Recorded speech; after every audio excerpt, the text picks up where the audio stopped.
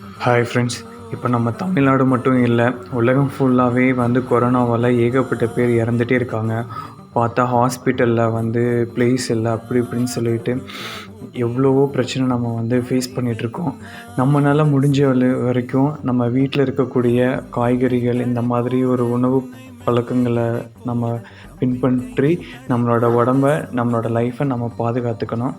So என்னால் முடிஞ்ச ஒரு உதவி தான் இது. ஃபஸ்ட் எடுத்து திரவ உணவுகள் பார்க்கலாம்.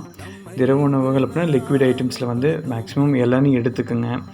ஏன்னா இளநீ வந்து உடம்புக்கு நல்ல குளிர்ச்சி, அது எல்லாமே சத்துவானது. அப்புறம் வந்து மோர் எடுத்துக்கோங்க.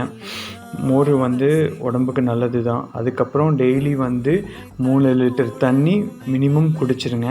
அதுக்கப்புறம் பார்த்திங்கன்னா பசும்பாலும் வந்து ஃப்ரெஷ்ஷாக டெய்லி நல்லா குடிங்க. அதே மாதிரி ஏதாவது ஒரு பழ வகைகளில் ஏதாவது ஒரு ஜூஸ் வந்து ட்ரிங்க் பண்ணுங்கள். அதுக்கப்புறம் பார்த்திங்கன்னா மூலிகை வகைகளில் வந்து பார்த்திங்கன்னா ஆக்சுவலாக உங்களுக்கு வந்து வேப்ப இலை, ஓகேங்களா? அந்த வேப்ப இலை வந்து நீங்கள் ஒரு 2 இது பறித்து சாப்பிடுங்க. அதுக்கப்புறம் வெற்றிலை, உங்களுக்கு தெரியும், வெற்றிலையும் வந்து எடுத்துக்கோங்க. அப்புறம் தூதுவளை இலை, அது மேக்ஸிமம் நிறைய இடத்துல கிடைக்காது, கிடைச்சதுன்னா அதுவும் சாப்பிடுங்க, சட்னி கட்டி கூட சாப்பிட்லாம். அப்புறம் கற்பூரவள்ளி, இதுவும் வந்து உடம்புக்கு வந்து நோய் எதிர்ப்பு சக்தி உண்டாக்கும். துளசி, அதுக்கப்புறம் பார்த்திங்கன்னா முடக்காத்தான் தழை, இது வந்து வேலியோரத்துல எல்லாம் பார்த்திங்கன்னா நிறைய கிடைக்கும்.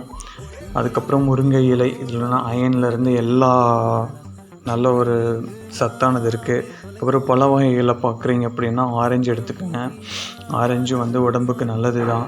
அதுக்கப்புறம் வந்து லெமன் எடுத்துக்கோங்க, மதிய டைமில் ஜூஸ் போட்டு குடிங்க.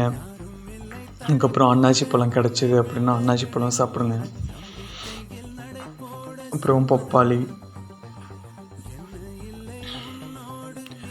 கொய்யாப்பழம் பண்ணுங்கள், சமைச்சிருங்க. இஞ்சி வந்து எந்த ஈவன் ரசமாக இருக்கட்டும், சாம்பாராக இருக்கட்டும், இஞ்சி டீ வச்சு கூட குடிங்க.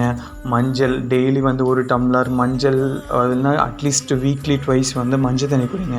அதுக்கப்புறம் பூண்டு எல்லா இதுக்கும் சேர்த்துக்குங்க. பருப்பு குழம்பா இருந்தாலும் சேர்த்துக்குங்க. கத்திரிக்காயும் நல்லா சேர்த்துக்குங்க. ஸோ உங்களால் முடிஞ்ச இந்த எல்லா காய்கறி வகைகள், மூலிகை எல்லாமே எடுத்துக்கோங்க. கண்டிப்பாக நம்மளோட உடம்புல வந்து நோய் எதிர்ப்பு சக்தி வந்து அதிகமாகும். வீட்டில் எல்லோரும் சேஃபாக இருங்க, வெளியில் யாரும் போகாதீங்க. நம்ம லைஃப் நம்ம கையில் மட்டும்தான் இருக்குது. காசு எப்போ வேணால் சம்பாரிச்சிக்கலாம். நன்றி.